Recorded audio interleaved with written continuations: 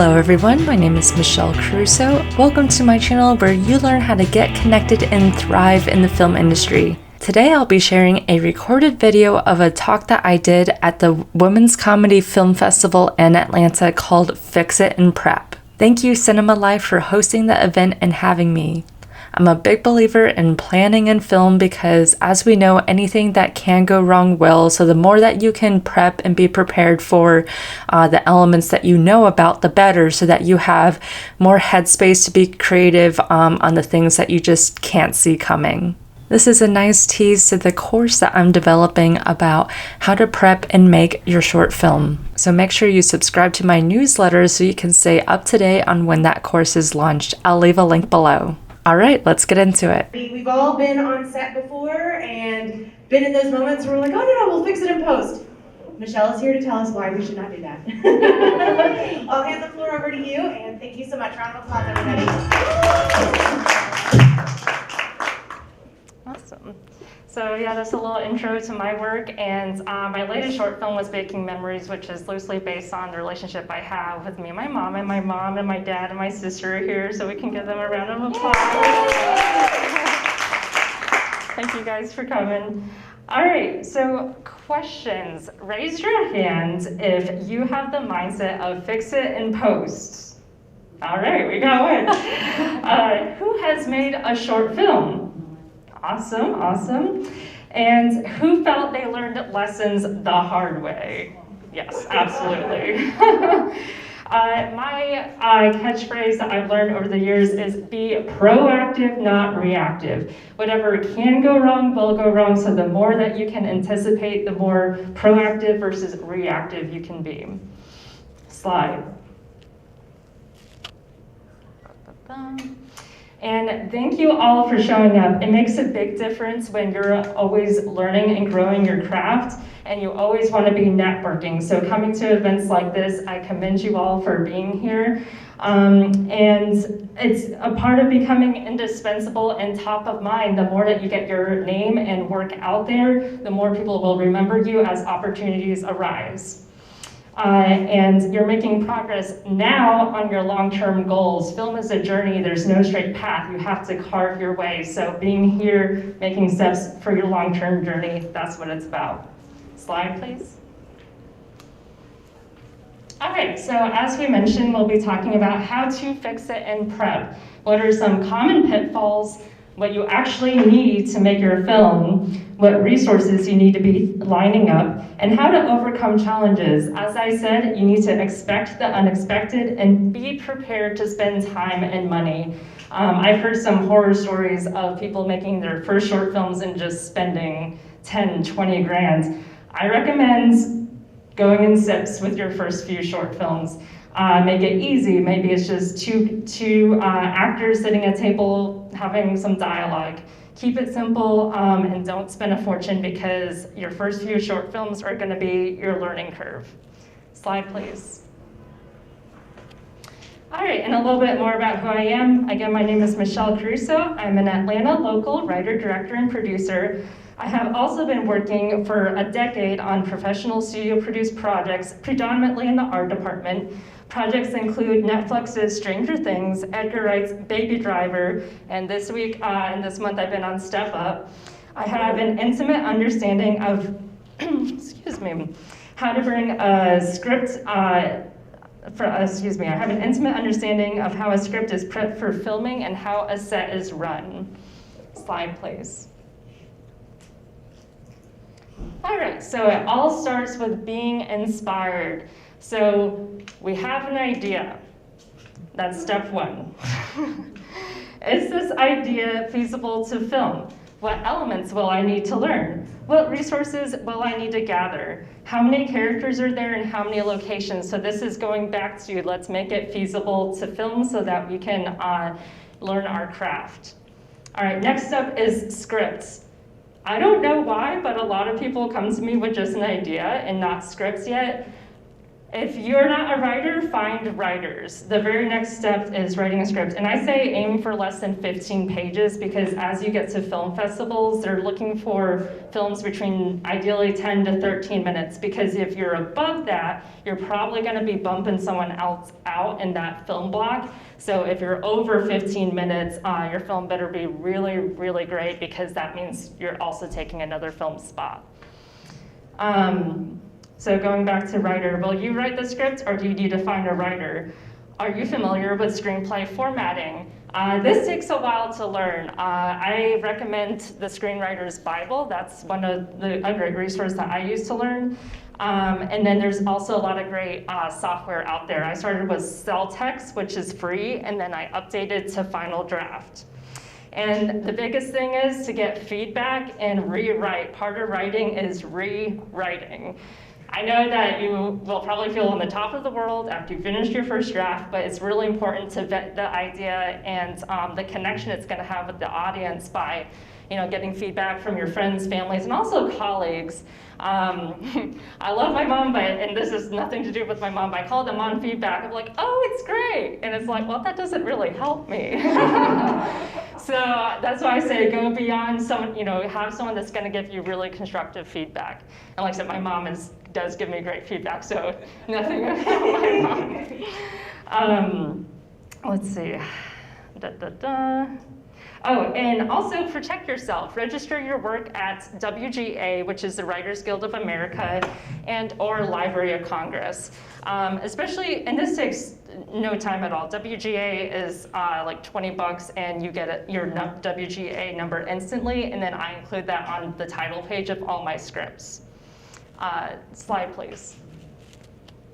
So logline and pitch, this is the next step. You have to be able to pitch your film to attach vendors and cast and crew. So write and memorize your logline. I'm not gonna spend a lot of time discussing what makes a great logline. There's a ton of articles out there, but do your research, get it in your head so that it's ready to go. Your little elevator pitch is about 1 to 2 sentences. And then follow up with the genre. What type of film is this? Develop your pitch. What is your connection to the material and why is it relevant today? At all times of your production process, always be telling your story. Bring people into the world and see what that connection is, and that's how you're going to get people attached to your project. Gather and attach your crew. Network. Always be networking. It takes a small village. What resources does this pool of people have? Can anyone offer up a location, equipment, wardrobe, set dressing, or additional crew? Beg, borrow, but do not steal. Slide, please. All right, lookbook. So again, tell your story clearly and consistently. Create a visual representation. I personally like PowerPoint, but you can also use Google Slides or also a combination of Canva. Canva is an online resource which is free. And of the type of film you're making. So what is the story about? Who are the major characters, locations, tone, and style? So whenever you send your lookbook to someone, and we'll see an example in a moment, you really want to create a great snapshot of what your film is going to look like and what it's going to be about and the feeling that they should have from this film. All right, so this is a great package, your lookbook, to have ready when reaching out to locations or rental houses about the project. Get them excited so they're more willing to work within a conservative budget. You never know who you're going to need to pull in a favor from. You can be pitching your project to a prop house where you're going to need a lot of set dressing, and let's say, it's a story that takes place in Massachusetts. Oh, I'm from Massachusetts, and then you've made a connection, so you're going to be able to pull in a little more favor that way. So just be looking for ways of connecting with your vendors, your cast and crew, to pull them into the story, because Atlanta film industry right now, we're going through an interesting time, especially for independent film. I'm up against, and as are we all, against studio-produced productions. So the more that you can pull your resources and gain favors, the better. All right, consciously choose fonts and color schemes when assembling the book to further paint the world you're creating. So fortunately, where my background is in art department, I've put together quite a few presentations for studios. So I have a bit of background in this, but just something to be aware of.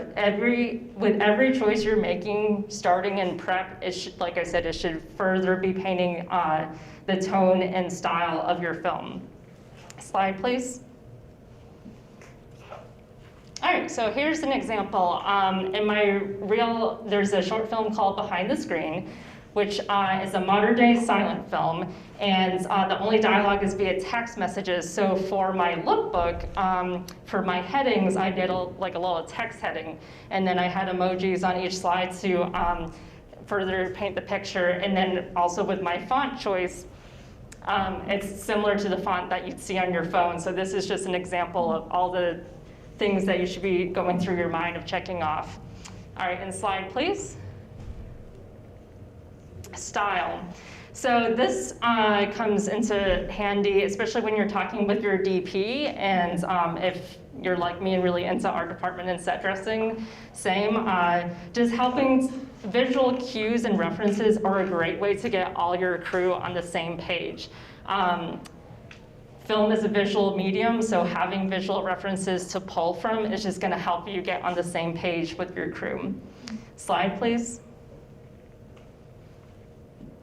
All right, cast. I have 2 slides dedicated to casting. Here we go. So first up, let's talk about inclusivity a bit. Be sure to specify, if you leave it open-ended, especially if you're working with a casting director, you're leaving it up to their interpretation. So if you want someone of a specific gender or age or ethnicity, be sure to specify that in your scripts within the description, and also within your cast breakdown. Special needs, be aware of what you're asking from your talent. Are there any intimacy scenes? Not every actor has experience in that realm, and there's gonna be different levels of comfort levels with that. Or if there's stunts, maybe they aren't such an athletic person, and hopefully you have a stunt coordinator that you have a relationship with to ensure everything's safe. I have personally not tackled stunts and special effects on an indie set, but just be really aware of keeping your actors and crews safe and what you're asking them to do. Recommendations, I really like to pull from my existing pool of network. I really like to work with people that I trust, and they like working with me, and I like working with them, because it's a bit of a trial by error when you work, or trial by fire when you work with new cast and crew. And during prep is the time that I like to look for red flags, because I think every project that I've done for the past 2 years, there's been at least 1 or more people that drop out the week before filming, and it's super stressful. So you just want to make sure that they have a connection to ideally you and or the project or the theme. What's going to be their reason for going with you to the finish line. And I know we have different levels of self-consciousness, not self-consciousness, I can't think of the word, but anytime, it's a little voice, why can't I think of that word? But anytime that I have felt that something wasn't right, it's played out. So I just put that out there to trust that little voice that, yeah, it always plays out that way. So, okay. Let's see, and also for finding cast, I like to use digital databases like Rolecall and Backstage.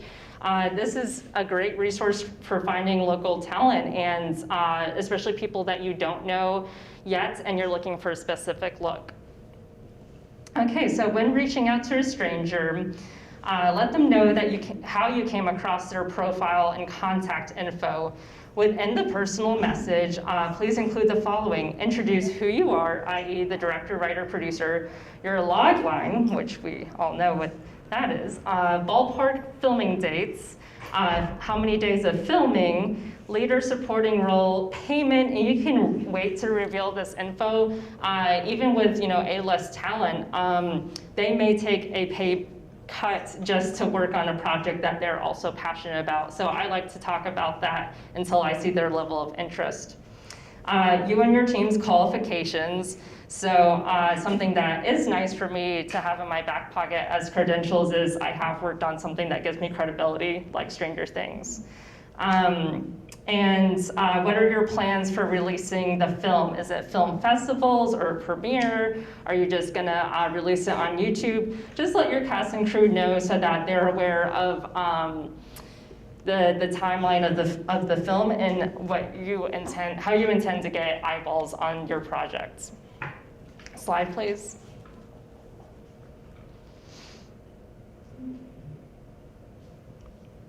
Okay, cast. Unless you're very confident in an actor, always have actors audition for a specific role. So for auditions, during COVID, it's a little different. I've been doing Zoom auditions, but whenever I would do in-person ones, I would always record it and then watch it back. It's interesting, whatever I've noticed in person and then whatever the camera sees during playback is a very different experience. So I don't promise any roles to anybody until I've had the chance to look back at the tapes and see how it lands. And also give actors direction. You definitely want someone that's gonna be able to be flexible and give you variety for the performance that you want. And if they can't do that, then you may want to go in another direction. And this, going back to seeing those red flags, are they on time and appear reliable? Especially people that, in the independent scene, they may have just discovered, oh, I'm interested in acting or working on a film project, so they may not have the same level of passion, so that's something that you just want to look out for to make sure that they're going to be committed to you in this project and getting it to the finish line. And rehearse. So go ahead and plan, just a day is fine, especially for a short film with the cast, and if you have time, go through the whole script or at least key scenes prior to filming. That'll be your chance, as a writer-director to talk with your actors about any questions they have about the character. On the last panel, they're just, you'll be amazed at what actors ask you. And I'm really grateful, as I'm also a writer, that I'm usually prepared with those questions. There's a lot of interesting crossover between acting, writing, and directing. So just really paint as much of a picture as you can of where these characters are, what are their social economic status, how were they raised, in what area, what is their religion. Just be thinking of all these writer, director, actor, like I said, all those roles really have to have those answers to those questions. Slide, please. All right, crew. So this goes back to vetting your cast and crew, essentially. Are they passionate about their position on the project itself, or working with you? What is their level of experience, and will it work for your film? So this can go either way. If you have someone that's really new to production and you have a small crew, it can be hard, and you're doing a lot of scenes in a day, it's gonna be hard to train them on the spot. Or if you have someone that has worked on large studio productions and they're taking their weekend to work with you, hopefully at that point that's not your first short film. So there's the scale here. Here's someone new, here's someone that's very experienced. You don't want to be, if you're over here, you don't want to work with someone that's too experienced, because you're just going to find yourself in over your head and not having honed your craft, and you're not going to be speaking the same language yet. Versus if someone's too new and you're over here, same thing. There's just not enough time in an independent production to train someone up. That's just something that I've noticed. Let's see. And okay, and another thing to look out for, are they easy to reach on their phone and email? So as you're prepping, if you can't get a hold of someone, that is a red flag of, productions can change on the dime of, oh, our call time was 8 o'clock, now it's 2 o'clock, and if you can't get a hold of them the night before, not sure if they're going to show up on the right time. So that's something that I like to look out for. Did they show up in a timely manner? Did they come with any expertise to enhance the project? So that's something that I really look for, especially in DP and camera. As a director, I'm more of on the character side. I've been called a actor's director, so I really look for someone that knows more technical knowledge on camera for my DPs. And will you like working with them? Production can be really stressful. It's a lot of hours, so you want to make sure that you just mesh well, especially with your department heads that you're going to be working with a lot. So DP, hair and makeup as well. You want to make sure that they have, good bed manners, I guess, when it comes to actors. Are they going to have? Is everyone going to have a good workflow? And again, this is a bit of trial by error. You never really know until you work with someone, and then you can make adjustments for the next project as necessary. All right, and then share your lookbook with the cast and crew. And I like to create additional pages as needed to better communicate with department heads about props, set dressing, wardrobe, hair and makeup, and attach an editor as early as possible. Early on in my film career, I also, and still do, edit a lot of my own projects. I really recommend to everyone, if you can, to just experiment with editing with some footage you shot, because that'll get you to realize what you actually need and what you don't need when it comes to post-production. And so I tend to not attach. It depends. If I can attach an editor in pre-production, I will, but often it doesn't happen until post. But I have the confidence, since I have edited, to know that I've got all the footage I needed. So if you don't have editing experience, I do recommend bringing on an editor in pre-production to make sure that whatever shots you have planned out is going to cover you for the film. Slide, please. All right, research and references. So to circle back on something I said on the previous slide, I really like to include at least a page or maybe a mini packet, depending on the needs of the department, for props, set dressing, hair and makeup. Especially if you have multiple days, like for hair and makeup, if it's a female office look, is she working in a more corporate environment, or is it like a young hip Google environment? Like all these choices is going to matter. So again, paint the picture within every frame, every choice you're making during your film to make sure it's in line with your character and theme. Be sure to do your research on the character's life and environment. If you're tackling a period piece, be sure you've done your homework. As you have seen in my reel, I did a Western, and I was definitely challenged by my wardrobe or costume designer. She's like, those boots are not period accurate. It's like, it's fine, he's really tall, and these are the only boots we can afford for this scene. But I also reassured her we weren't going to be seeing them, and we did in one shot, but you can't really tell because of the lighting. So, but those are the type of conversations that I enjoy. She came with extra expertise than I had, and that's what I want out of my department heads, is for them to challenge me on my creative decision making, and also for them to come with additional information, because I'm thinking of the world and they're thinking of a more specific area. And that's just going to help enhance the project. Create a script breakdown to outline the locations and department needs. So, and if you guys are interested, I'm also creating a mini course on this where I'll have this as a template, but I create mine in Excel. So on the side, I'll list down all the scene numbers and then the scene heading and any subheadings. So say it's Michelle's apartment, and then the subheading may be Michelle's bedroom or Michelle's living room, because especially on larger studio productions, on stages, it's really helpful to know what areas you're seeing, because we literally only build those areas.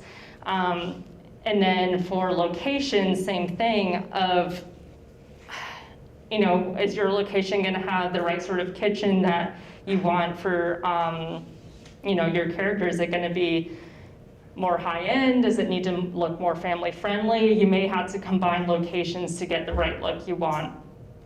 And this becomes my Bible during this breakdown because I draw upon it when I'm creating call sheets, or you can have your AD do it, but I'm a very hands-on person to make sure that we have everything on the day. So I'm going through this with my department heads, making sure everything's checked off the list, even if it's as simple as a cell phone, or we're using the actor's cell phone.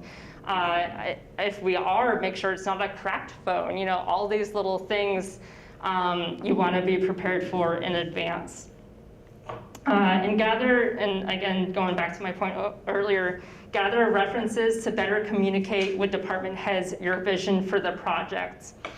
So I create the lookbook, which is probably only like 5 to 7 slides, but my department head research and references, that can be numerous. It just depends on how those conversations are going with my department heads.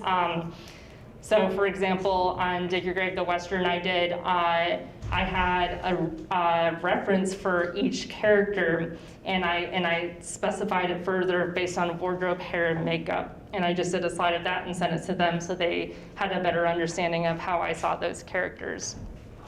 Slide, please. Okay, shot list. So my process is I like to write out the shot list in the order that I see the film, and then I list the camera setups from there. And then I rearrange those based on the best order of filming, and definitely have this conversation with your DP. They may have thoughts, especially for their lighting setup, of what's gonna make the most sense. And then same thing with camera needs of movement and lenses. Are you going to need a crane or a dolly, or what have you? You're going to need to be prepared, or have your DP be prepared of what they may have available and what may be a rental, and can you afford it? And get coverage. So remember insert shots. So going back to my example earlier, if you're just doing a dialogue scene between 2 people at a table, what are 2 people are hardly sitting at a table, so what are they doing? Was someone maybe writing in a journal or something? Just having an insert on them, like maybe moving props around, or if they're eating, insert of them what they're eating, because you're gonna need cutaways. And ideally you do 2 to 3 setups per scene. And then remember to do not jump the line. Does anyone know what I mean by that? Yeah, okay, so say 2 actors are here, and your wide shot's here. We'll have our line drawn here, so I never want to bring the camera back that way. And you always want to have, if there's an individual here, they're going to be frame left, an individual there, frame right, and if you come around, it's going to be the opposite, and your brain is going to notice that. And also have similar coverage to cut between. So if we get our wide shot, 2 shot, covering both of them, and then we punch in for a close-up, make sure you get a close-up on the other person to cut between. Because if you try to cut from a medium shot of one person to a close-up of the other person, again, your brain, it's not going to compute well. I know it's hard to describe until you see it, which is why I say take some time to edit some footage just so you can see what is going to transition well between shots. And also cover your blocking. So let's say this character here, they come in and sit down. You're going to want to have the coverage of, say this is my close-up. I'm going to want to have the actor step into frame, and then also have the actor step out of frame, and still do it for the wide shot as well, because you're going to stitch those actions together in the editing room, and that'll also help you to shorten someone's action. If they're walking across the room, you could just cover it in a wide, but then your actor is going to be walking across the room for like 5 seconds in your film. So that's why I say cover the blocking, so you can shorten it and also have that make sense from frame to frame as a transition of someone's just about to be out of frame, and then in the next shot, you catch them as they're landing. All right, got that. Next slide, please. Okay, marketing. As my friend Jeremiah always says, you can't just make a film, you have to tell everyone about it, which is definitely something that I've been trying to do, and it's a lot of work. So make sure you create social media pages for the film. With that, you'll need a circle logo for the little profile pic. And I like to do a preliminary poster, especially in pre-production.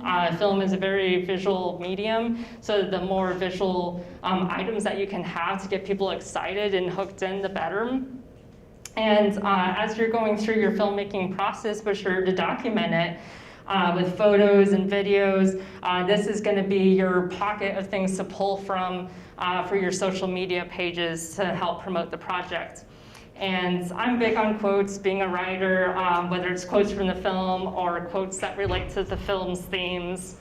And create content or reshare content that is based on the themes of the film. So like I said, you don't have to create everything, but definitely gather your resources. And this can also come from your research and references that you gathered for your department heads and your lookbook. Okay, and you must promote yourself and your work if you wish to have a sustainable career. Otherwise, filmmaking is a very expensive hobby. Next slide, please. So, legal. Have each cast and crew member sign a deal memo. So I also go onto Film Impact Georgia's website. They have a toolkit that has all these agreements that you can download. And I also have a location agreement in place for each film. So whenever you submit to film festivals, they want to make sure you wholly own that film. And that's what these agreements do. Protects your IP, you totally own the film. And acquire production insurance as needed. This is a big one that I think a lot of first-time filmmakers don't quite understand the importance of and how expensive it can be. So if you're renting anything, or if you don't have a personal connection with personal connection with a location, then you're probably going to need production insurance.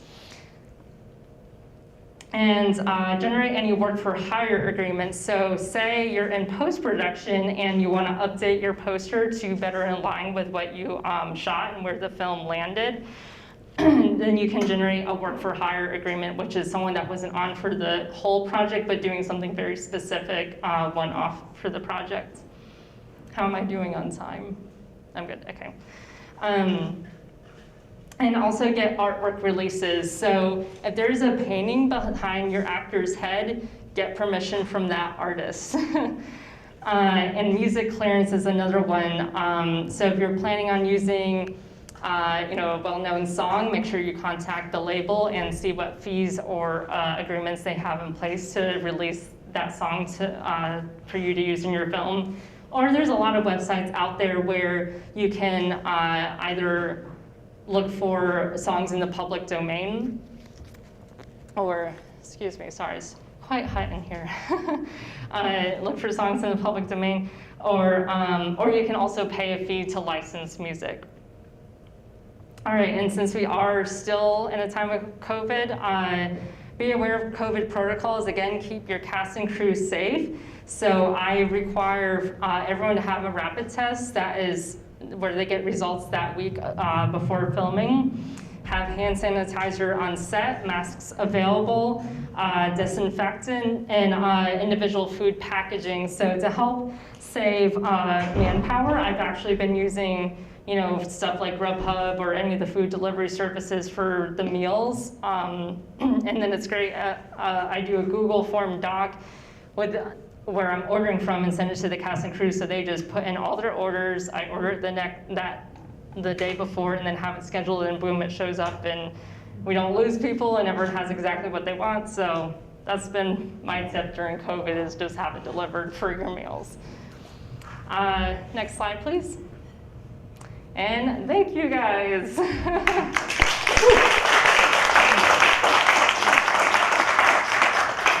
So if you are interested in learning more about me and my work, I also have a YouTube channel, which is how to get connected and thrive in the film industry.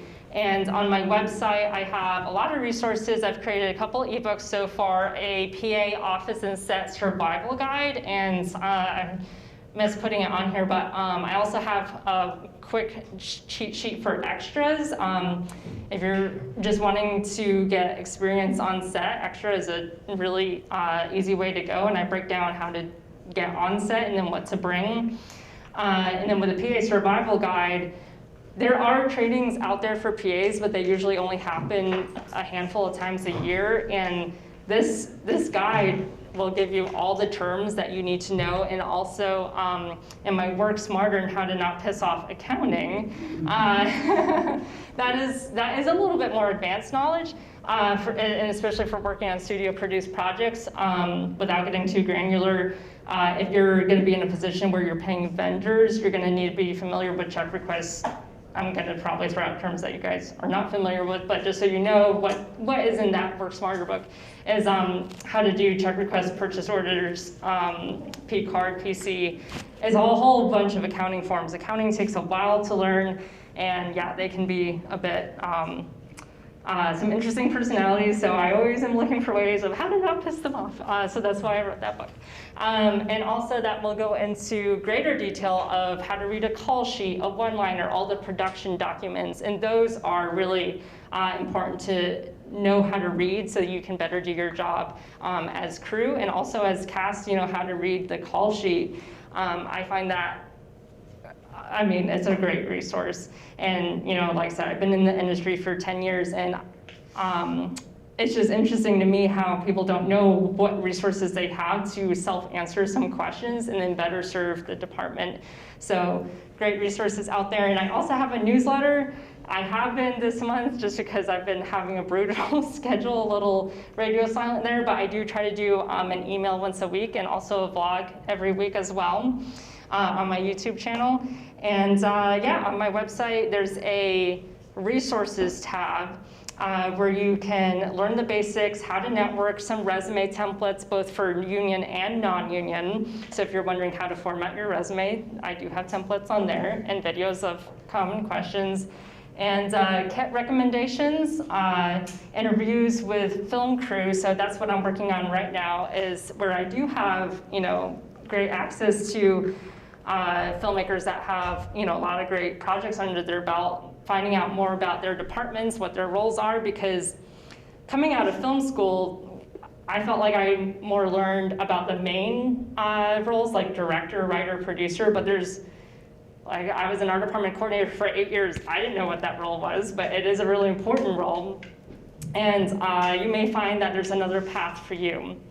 So I'm trying to demystify what these other roles are so that you can find your path in film. And also, I've been creating some tutorials on COVID digital learning and my personal filmmaking process. And stay tuned and stay in touch. Again, my website is michelle-caruso.com. Thank you guys so much.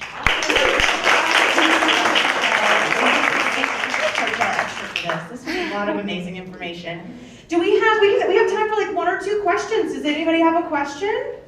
Okay. Any questions or anything? Archit. Hey, thank you so much. This was really awesome. I really appreciate it. I was going to say, for some of the folks here, are there things, like maybe a few things that you've seen as a filmmaker or as an artist that people should not do that can irk off and create a bad first impression, or just things to avoid, I guess? Ooh, that's a great question.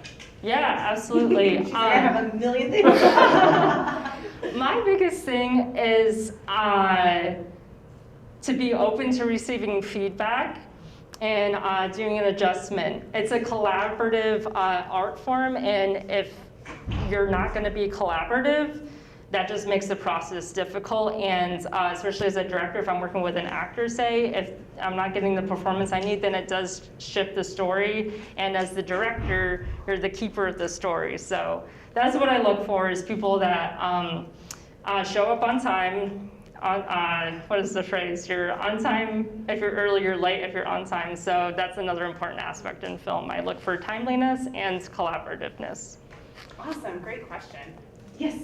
I'm finishing my short film, and I'm a little overwhelmed of where to even submit it. I don't get to tell which is ones that are actually good and which ones are just looking for money. Is there something that you should look for to see which one is a legit one to submit to?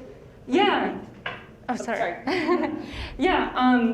I actually look at a few databases like the independent film magazines, like Indie Filmmaker, I think is one, and they have great lists of like, here are our top 100 or top 50 to submit to. And also I do, with us being in the Southeast, I do submit to a lot of Southeast because I want to be known in the area where I'm working. And also I'll do research on what were their past film festivals and what was selected then and how long the festival has been around. And just make sure it's a mutual good fit. You know, for this one, I'm more of a drama is my genre of choice, so comedy isn't my specialty, but yeah, so just making sure it's a good mutual fit for your film and who you are as a filmmaker. Like, if it's your first film, I mean, it may really be phenomenal, but you may not be quite ready for South by Southwest or something. So just, you know, keeping in mind what your film is and is it going to be a good mutual match. And also looking at reviews on Film Freeway. Reviews on Film Freeway can only be done by filmmakers who were accepted to the festival and who attended the festival. That's a really, really, really great resource. And also, this is something that was brought to my attention a little while ago by a filmmaker. If a film festival ever asks you or charges you to be placed in the next round of judging, that is not a legit film festival. Someone brought that to my attention. They're like, do I have to pay to get to the next round? I'm like, no, you already submitted. So that is another red flag. If you see any like weird charges that they're charging you for or anything like that, that's another one, just to mention that. But amazing, thank you so much, Michelle. This was like such a great information. Thank you.